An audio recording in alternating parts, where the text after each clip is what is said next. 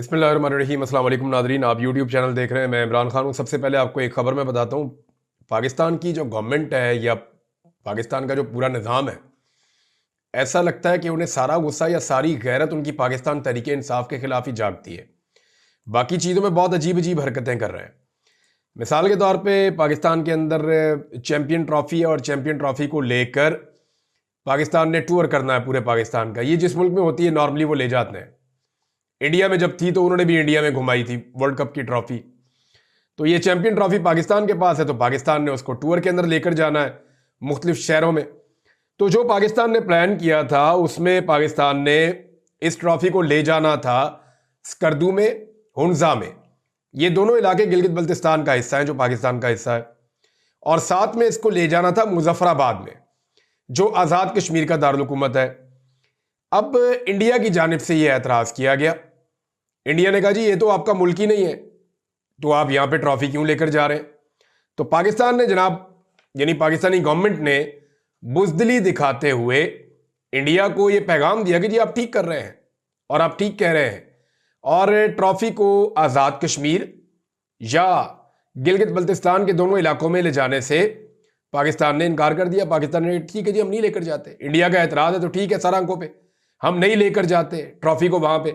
हालांकि India trophy को लेकर गया था लद्दाख में, मकबूजा कश्मीर के इलाके में, वहां ऊपर पहाड़ों पे ले गया था। तो इंडिया ले गया लद्दाख में, वहां पाकिस्तान की बात नहीं बनी या पाकिस्तान वहां पे, यानी मुझे ऐसा लगता है कि पाकिस्तान शायद तस्लीम कर चुका है कि मकबूजा कश्मीर भारत का हिस्सा है और आजाद कश्मीर पाकिस्तान का हिस्सा नहीं है।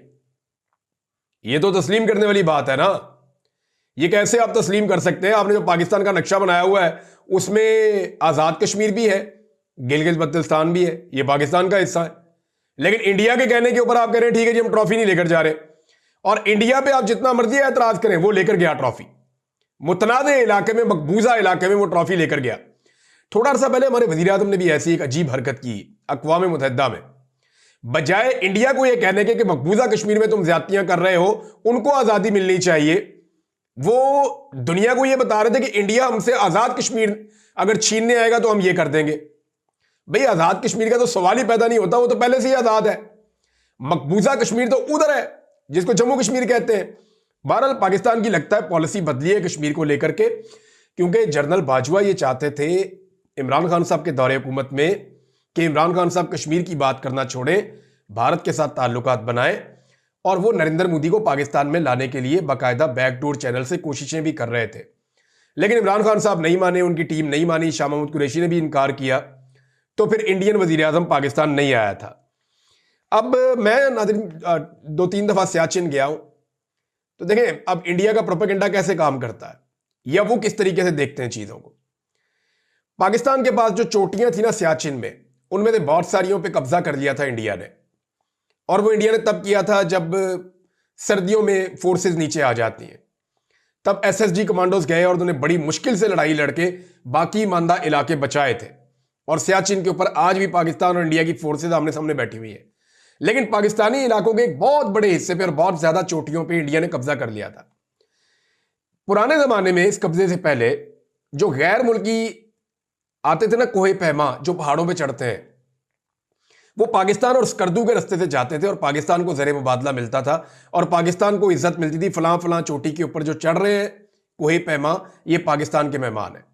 लेकिन अब उन चोटियों पे जो मेहमान आते हैं वो इंडिया साइड से आते हैं। ये है, अब ये सच है, ये झूठ नहीं है। मैं जब वहां गया तो मुझे वहां लोगों ने बताया था। तो इंडिया जो है वो इस तरह अपना कब्जा बरकरार रखता है। इंडिया जो है वो एक नैरेटिव अपना बनाता है, उसके ऊपर खड़ा हो जाता है। पाकिस्तान का एक एस्टेब्लिशमेंट बदलती है, नैरेटिव बदल जाता है। पहले अफगानिस्तान के बारे में एक नैरेटिव था, फिर दूसरा था, फिर तीसरा था, अब चौथा है। इंडिया के बारे में हर चौथे दिन नैरेटिव चेंज हो जाता है। हमारी डॉक्ट्राइन नहीं खड़ी होती, कभी इधर चली जाती है, कभी इधर चली जाती है, कभी इधर चली जाती है। और कोई इसके खिलाफ बात भी नहीं करता, कोई थिंक टैंक्स भी नहीं है पाकिस्तान में कि कोई मुस्तकिल पॉलिसी पाकिस्तान की चले। बहरहाल इंडिया ने जो कहा वो उसने अचीव कर लिया और उसने मनवा लिया। मुझे लगता है कि हुकूमत का सिर्फ एक ही काम है, पीटीआई को तुन दो किसी तरह, बस पीटीआई को नहीं छोड़ना, इसके ऊपर चढ़ाई कर दो। अब हुआ यह है कि पाकिस्तान तहरीक इंसाफ को एक केस करना चाहिए और वो करना चाहिए पीटीवी के ऊपर, कि पीटीवी बाकायदा इमरान खान साहब को फितना खान कहकर उनके खिलाफ प्रोपेगेंडा कर रहा है। पीटीवी है क्या? पाकिस्तान टेलीविजन। ये चलता कैसे है? मेरे और आपके टैक्स के पैसों से चलता है। पाकिस्तानियों ने सबसे ज्यादा किस जमात को वोट दिया? पाकिस्तान तहरीक इंसाफ को वोट दिया। तो क्या पाकिस्तान के अवाम से पैसा लेकर चलने वाला एक इदारा पाकिस्तान के अवाम की पसंदीदा सबसे बड़ी सियासी जमात के खिलाफ खुल खुलाकर प्रोपेगेंडा कर सकता है बगैर सबूतों के? वीडियोस चला रहे हैं और उनको फितना और फसाद की जड़ करार दे रहे हैं और पीटीआई के खिलाफ लगातार प्रोपेगेंडा हो रहा है। और यह प्रोपेगेंडा अब नहीं हो रहा, यह 9 मई के फौरन बाद भी हुआ था, 9 मई से पहले भी हुआ था। ना सिर्फ 9 मई से पहले हुआ था, बल्कि जब इमरान खान साहब के ऊपर गोलियां चली थी उस दौर में भी हुआ था, और बाद में इमरान खान साहब को गोलियां लग गई थी। तो पीटीवी को एक वेपन की तरह इस्तेमाल किया गया पाकिस्तान तहरीक इंसाफ के खिलाफ। हालांकि पाकिस्तानी अवाम की अक्सरियत इमरान खान के साथ खड़ी है, लेकिन अक्सरियत से पैसे लेकर अक्सरियत जिस टीवी चैनल के मालिक हैं उस टीवी चैनल के ऊपर उनकी मर्जी के खिलाफ उनकी पसंदीदा जमात को टारगेट किया जाता है। अब यह मामला पाकिस्तान तहरीक इंसाफ के वकला को लेकर जाना चाहिए हाई कोर्ट्स में। जाए इसको ले जाए अदालत में, सुप्रीम कोर्ट में ले जाए, हाई कोर्ट में ले जाए कि पाकिस्तान टेलीविजन कौन होता है और किन सबूतों की बुनियाद पे किसी एक शख्स को 9 मई में सजा नहीं हुई, बल्कि अदालतें इमरान खान साहब के खिलाफ जो 9 मई के हवाले से केसेस हैं वो उड़ाती जा रही हैं, फारिग करती जा रही हैं। आज तक साजिश साबित नहीं हुई, लेकिन किस बुनियाद पे? क्या कोई फैसला आ गया है? कैसे पाकिस्तान टेलीविजन ने आज खुद तय कर लिया कि जनाब ये लोग कसूरवार हैं और ये लोग कसूरवार नहीं है? How is it possible? कोई अदालत थोड़ी है वो। तो अदालत में जाना चाहिए और पीटीवी के खिलाफ ना सिर्फ कार्रवाई करनी चाहिए बल्कि उनसे जुर्माना भी वसूल करना चाहिए। हुकूमत ने बहरहाल जो वीडियोस चलाई है पीटीवी पे और वो सोशल मीडिया पे भी वो वायरल कर रहे हैं अपने सोशल मीडिया अकाउंट्स के जरिए से वीपीएन लगा के। वो जो वीपीएन जिसको कहते हैं ना शरई हैसियत में गैर शरई है, फतवा आ गया अब तो, बल्कि बहुत सारे उलमा ने मेरे से रब्ता किया, मादरत चाहता हूं। वो ये कह रहे थे कि आप जब उलमा इकराम कहते हैं तो हमें तकलीफ होती है, आप उलमा इकराम कहते हैं तो सारे उलमा की बेइज्जती हो जाती है, लोग आपको देखते हैं तो आप जरा मोहतात अल्फाज का इस्तेमाल करें। तो मैंने कुछ उलमा से पूछा, मैंने कहा जी मैं क्या लफ्ज इस्तेमाल करूं इनके लिए? उन्होंने कहा जी ये उलमा हो ना तो इस तरह के मजायका खेज किस्म के फतवे ना दें और इस्लाम का मजाक ना बनाएं। ये जब आलमी सतह पे मामला जाएगा कि हमारे उलमा ने, इस्लामी नजरियाती कौंसिल ने इस नौयत का एक फतवा दे दिया तो हमारा मजाक बनेगा। मैंने कहा फिर क्या कहूं इनको? उन्होंने कहा जी आप इनको सरकारी या दरबारी मौलवी कह दिया करें, या सरकारी मुल्ला कह दिया करें, सरकारी मौलवी कह दिया करें, दरबारी मौलवी कह दिया करें, कुछ भी कहा करें। उलमा इकराम का लफ्ज जब आप इस्तेमाल करते हैं ना तो ये बड़ी जबरदस्त विरासत है, तो ये हमें तकलीफ होती है। मैंने कहा जी बिल्कुल ठीक है, आइंदा सरकारी मुल्ला इनको कह दिया करेंगे। तो जनाब जो वीडियोस चलाई हैं हुकूमत ने, उनको ले जाए ना अदालत में और जाके साबित करें कि पाकिस्तान तहरीक इंसाफ ने ये जराइम किए हैं। अदालत में ये वीडियोस नहीं चलनी क्योंकि ये एडिटेड वीडियोस हैं, छोटे छोटे पोर्शन मुख्तलिफ जगहों से निकाल के मुख्तलिफ जगहों से लगा के तो इन्होंने ये गेम डाली हुई है। अदालत जो है वो फोरेंसिक करवाती है, अदालत जो है वो सबूत मांगती है। अदालत कहती है सीसीटीवी फुटेज के 3 मिनट नहीं चाहिए, सीसीटीवी फुटेज के हमें पूरे 4 घंटे चाहिए। हमें पहले वाले भी 1 घंटे की दें, हमें उसके बाद वाले भी 4 घंटे की दें, तो हमें पूरी सीसीटीवी फुटेज दें ताकि उसका फोरेंसिक करके हम पता करें कि कौन किसके लिए कितना रिस्पॉन्सिबल है। बहरहाल ये अभी हुकूमत ने एक चीज बनाई तो है, लेकिन मुझे नहीं लगता कि ये हुकूमत की अभी कोई काम आ रही है। पंजाब हुकूमत ने खसारा कैसे पूरा किया? नाज़रीन ये बड़ी इंटरेस्टिंग खबर आई है। अभी पंजाब हुकूमत ने एक नई खबर चलाई है। खबर उन्होंने ये चलवाई कि जनाब हमारा 160 अरब का खसारा नहीं था, हमारा तो 40 अरब का सरप्लस था। इसके बावजूद उनकी कारकर्दगी सबसे बुरी है, बलूचिस्तान से भी, सिंध से भी, खैबर पख्तूनख्वा से तो वो बहुत पीछे हैं। अली अमीन गंडापुर ने सबसे अच्छी कारकर्दगी इस मामले में दिखाई है।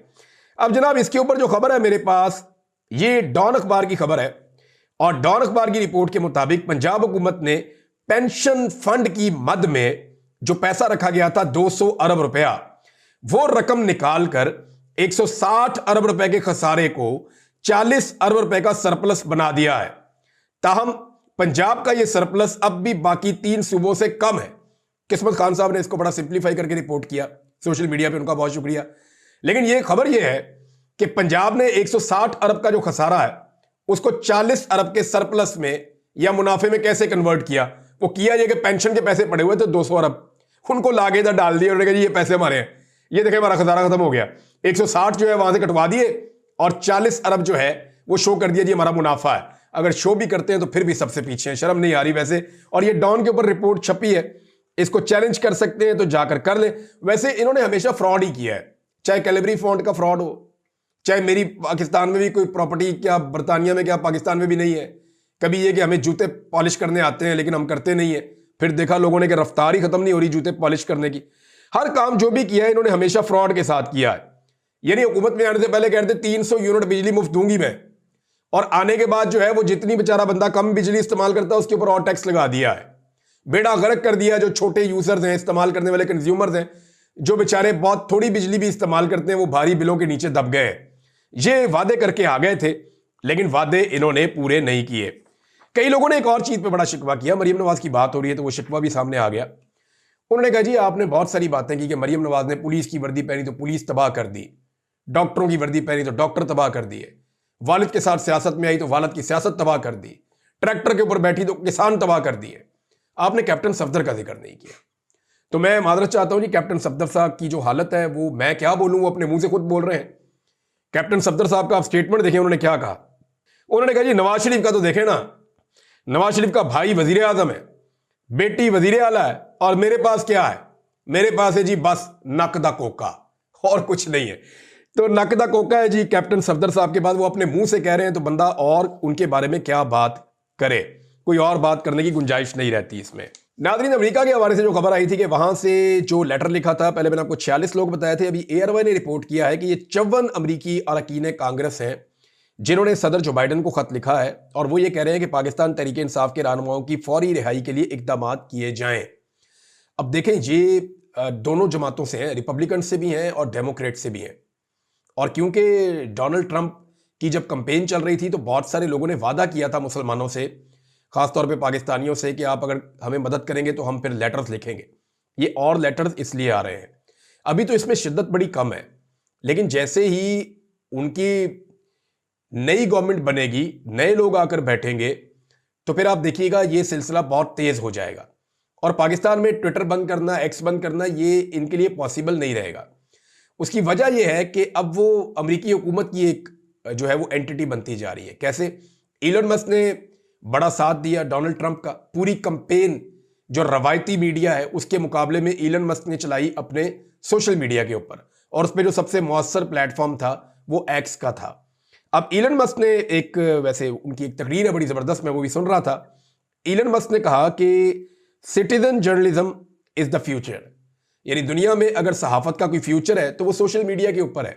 ये जो कंट्रोल्ड मीडिया है ये अपनी वक़्त और अहमियत खोता जा रहा है। अब जो जर्नलिज्म होगा वो by the people for the people होगा, कि लोग ही जर्नलिस्ट होंगे, वो बताएंगे बगैर सेंसर के प्रॉब्लम्स क्या है, और लोग ही उसको। और इलन मस्क बहुत जबरदस्त किस्म के सॉफ्टवेयर के ऊपर काम कर रहा है, और आने वाले दिनों में क्योंकि वो गवर्नमेंट का हिस्सा बनने वाला है तो उसके बाद एक बहुत बड़ा प्लान है, एक नई वजारत है जिसमें वो काम करेगा। तो क्या पाकिस्तान में उसकी जो सबसे बड़ी इस वक्त इलन मस्क की पहचान है, उसका सोशल मीडिया एक्स, उस प्लेटफॉर्म को पाकिस्तान में बंद करके रख सकेगा?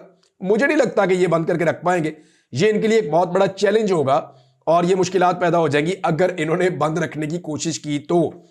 नाज़रीन, एक स्टेटमेंट है, मुझे उसके ऊपर बात करनी है। वो स्टेटमेंट शाह महमूद कुरैशी साहब ने दिया। उन्होंने कहा जी पाकिस्तान तहरीक इंसाफ की क़यादत मुझे भी आकर मिले और बाकी जो लोग कैद हैं उनसे भी मिले और मशावरत करें। हम सीनियर लोग हैं, हमारे से मशवरा करें, हम कुछ अच्छे मशवरे दे सकते हैं। शाह साहब की बात बिल्कुल ठीक है, मशवरा करना चाहिए। बहुत अहम लोग इस वक्त जेलों में बंद हैं, इमरान खान साहब के अलावा महमूद रशीद साहब हैं, चौधरी इजाज साहब हैं, यास्मीन राशिद साहबा हैं, उबर चीमा साहब हैं, खुद महमूद रशीद साहब का, शाह महमूद कुरैशी साहब का 40 साल तजर्बा है सियासत में। लेकिन सेम टाइम पे शाह साहब के बेटे भी बोले। जैन कुरैशी साहब ने कहा कि उनके, वो एक दावा कर दिया उन्होंने एक बहुत बड़ा, कि उनके खानदान से बड़ी कुर्बानी पाकिस्तान में किसी ने नहीं दी फस्तायत के इस दौर में। मेरे ख्याल में उनके बेटे ने ज्यादा बोल दिया। यानी जैन कुरैशी साहब मेरे जानने वाले हैं, बड़े अच्छे इंसान हैं, लेकिन उन्होंने थोड़ा ज्यादा बोल दिया जज्बात में आके। देखिए मुश्किलात तो उन्होंने देखी हैं, वाकई देखी हैं। शाह महमूद कुरैशी साहब ने, ये लोग अपनी जिंदगी, क्योंकि पीर फैमिली है तो ये बड़ी अपनी जिंदगी कंफर्टेबल गुजारते हैं, तो इनको इस बात का आइडिया भी नहीं होता कि एक दिन की जेल भी क्या होती है। तो इनके लिए बड़ा मुश्किल है। लोग आते हैं, इनके पाँव को हाथ लगाते हैं, घुटनों को हाथ लगाते हैं, झुक कर मिलते हैं, तो इनका एक अपना ऑरा होता है। तो उसमें से इतनी कुर्बानी दे देना भी बहुत बड़ी बात है। लेकिन ये कहना कि पाकिस्तान में सबसे बड़ी कुर्बानी इनकी है या इनके खानदान की है, ये नहीं हो सकता। लोगों ने बड़े बड़े जुल्म बर्दाश्त किए हैं। मैं सिर्फ इतना बताऊं ना कि इंतजार पंजूथा ने जो तकलीफ बर्दाश्त की है ना, ये पूरा खानदान मिलकर उसकी आधे से आधी तकलीफ भी नहीं जानता कि तकलीफ होती क्या है। जेल में रहना कुछ और होता है, शेख रशीद ने अपने मुंह से कहा मैं पता नहीं 5 या 7 साल जेल में रहा हूं, वो सारे एक तरफ और ये 1 महीना एक तरफ जो मैंने अभी चिल्ला काटा है। यानी यहां की जो तकलीफ है ये ज्यादा है। अब सिर्फ हुआ क्या था कि उन्हें गायब कर दिया गया था, दुनिया से उन्हें काट दिया गया था। इसकी तकलीफ का आप अंदाजा भी नहीं लगा सकते। जो लोग जेलों में वो निकल के बात करते हैं, कोई प्रॉब्लम नहीं होती। मैंने दोनों तरह की चीजें देखी हैं, 9 दफा गिरफ्तार हुआ, 1 दफा गायब हुआ और सबसे लंबे अरसे तक के लिए गायब हुआ। तो मैंने दोनों तरह की चीजें देखी हैं। तो मैं आपको यह बता देता हूं कि जेल का 1 साल जो है ना, वो जबरी गुमशुदगी के 1 दिन के बराबर होता है। इतनी तकलीफ होती है। मेरे ख्याल में ज़ैन कुरैशी साहब को आइडिया भी नहीं है कि सदाकत अब्बासी के साथ क्या हुआ या डार फैमिली के साथ क्या हुआ। वो सोच भी नहीं सकते कि इन लोगों के साथ किस हद तक जुल्म हुआ है। देखिए, यास्मीन राशिद भी हैं, एजाज चौधरी साहब हैं, उमर चीमा हैं, मियां महमूद रशीद हैं और बहुत सारे लोग हैं। अब्बाद फारूक का बेटा जो है वो इंतकाल कर गया। एक बाप के लिए उससे बड़ा दुख क्या होगा? वो अपने बेटे के जनाजे को सही तरह कंधा नहीं दे पाए। तो लोगों के बड़े बड़े दुख है, लोगों ने बड़ी तकालीफ बर्दाश्त की है। अली अमीन गंडापुर केपी की तो मैं मिसाल ही नहीं दे रहा अभी आपको। अली अमीन गंडापुर के बाल काटे गए, गला काट दे तो आसान था उनके लिए।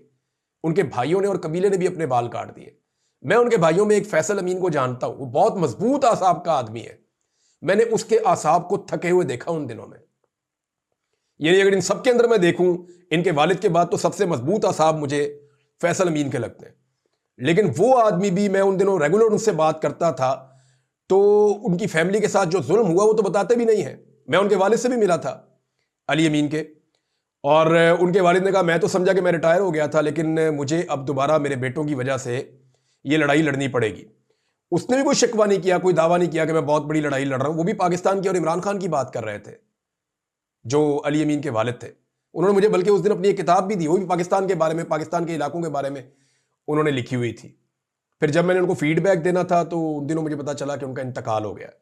तो ये पूरी लड़ाई लड़ते लड़ते वो आदमी इस दुनिया से चला गया और उसने अपने बेटे का इक़्तिदार भी नहीं देखा। इन्होंने तो कोई शिकवा नहीं किया या क्लेम नहीं किया कि पूरे पाकिस्तान में सबसे ज्यादा कुर्बानी हम दावा करते हैं कि हमारे खानदान का है। तो ऐसा दावा ना करें जिससे बहुत सारे लोगों का दिल दुख जाए, ये नामुनासिब है। हाँ, लेकिन ये है कि शाह महमूद कुरैशी साहब की वाकई कुर्बानी है और उनकी फैमिली की कुर्बानी है और उसको कदर की निगाह से देखा जाना चाहिए। और पाकिस्तान तहरीक इंसाफ के लोग कदर की निगाह से उनकी कुर्बानी को देखते भी हैं। नाज़रीन, 2 खबरें और मैं आपके साथ शेयर कर देता हूं। एक तो सियासत.pk को टारगेट किया जा रहा है, रफ्तार न्यूज़ को भी टारगेट किया जा रहा है और इन्हें FIA ने नोटिस भेजे हैं। ये उस वक्त कर रहे हैं जब पूरी दुनिया में पाकिस्तान में आज़ादी इजहार राय के ऊपर पाबंदियों के खिलाफ आवाज़ उठ रही है और पाकिस्तान की FIA बाज नहीं आ रही, फस्तायत बंद नहीं हो रही और सिर्फ उनको इस बात की सजा दी जा रही है कि वो वाला नैरेटिव क्यों नहीं दिखाते या वो चीज़ें क्यों नहीं उस तरीके से चलाते या वो प्रोपेगेंडा का हिस्सा क्यों नहीं बनते जो हुकूमत करना चाहती है। दूसरा, ओवरसीज पाकिस्तानियों से पाकिस्तानी मुख्तलिफ सफारतकारों ने मुलाकातें शुरू की हैं। इस हवाले से शहबाज गिल साहब ने एक ट्वीट भी किया, मेरी 1-2 लोगों से बात भी हुई। तो वो हो ये रहा है कि मुलाकातें करके सफारतकार ओवरसीज पाकिस्तानियों को बेवकूफ़ बनाना चाहते हैं। उन्हें ये कह रहे हैं जी हम डील करवा देते हैं इमरान खान साहब के साथ, जल्दी बाहर आ जाएंगे, बस चंद महीने की खामोशी कर लें, बस ये वक्त गुजर जाए। तो ये भी एक किस्म की ट्रक की बत्ती है जिसके पीछे लगाने की कोशिश कर रहे हैं। आखिरी खबर यह है कि कुछ पाकिस्तान तहरीक इंसाफ के जो अरकान असम्बली हैं उन पे तहरीक इंसाफ को नजर रखनी पड़ेगी। वो बजाय इसके कि अपने हलकों में जाके बंदे इकट्ठे करें या वहां जाके कंपेन चलाएं या लोगों के साथ राब्ते करें, डोर टू डोर कंपेन करें या जलसे और जुलूस करें, मोमेंटम बनाएं कि हमने 10,000, 15,000, 20,000 बंदा लेकर आना है एहतजाज वाले दिन।